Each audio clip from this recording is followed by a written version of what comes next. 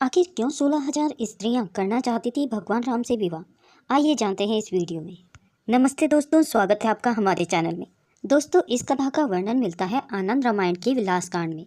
द्वापर युग में आखिर भगवान कृष्ण को क्यों 16,000 स्त्रियों से विवाह करना पड़ा, ये बात बहुत से लोग जानते हैं, लेकिन इससे जुड़ी एक कथा आनंद रामायण में मिलती है।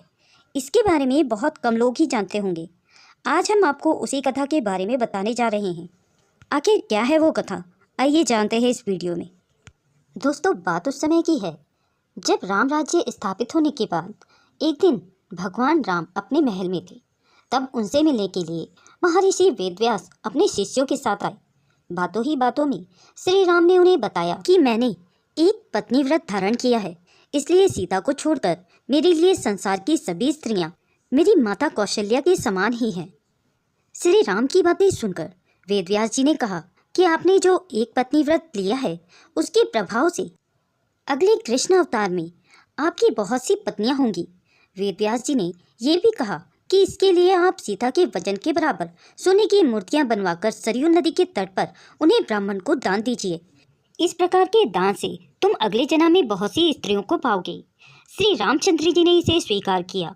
उन्होंने सीता की 16 मूर्तियां बनवाई और उन्हें सरयू नदी के तट पर जाकर ब्राह्मणों को दान दिया।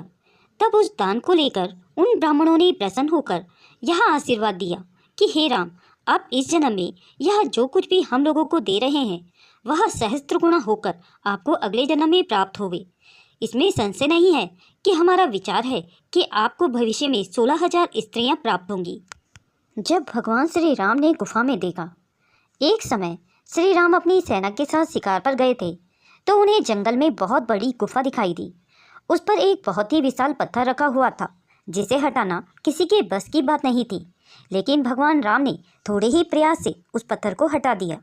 पत्थर हटाते ही उस गुफा में 4 स्त्रियां तपस्या करती हुई दिखाई दी। उन स्त्रियों के शरीर के मांस गल चुके थे, केवल हड्डियां ही शेष बची हुई थी। श्री राम ने जैसे ही उन्हें स्पर्श किया, वह पहले की तरह ही सुंदर हो गईं।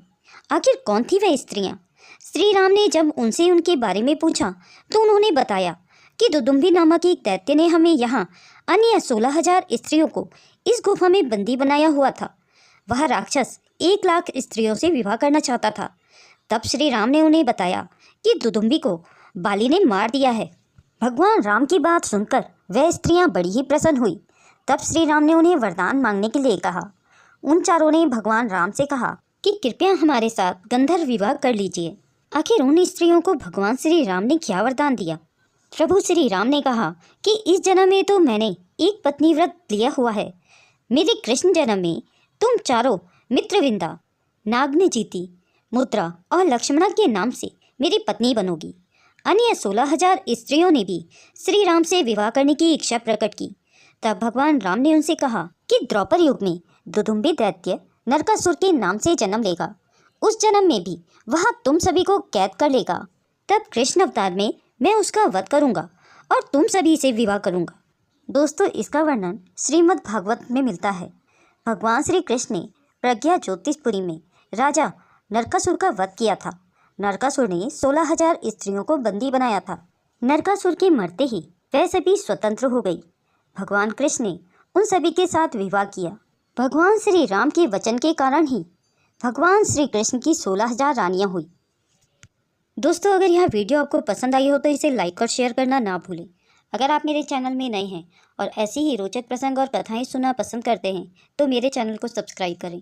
वीडियो को अंत तक देखने के लिए आप सभी का बहुत बहुत धन्यवाद।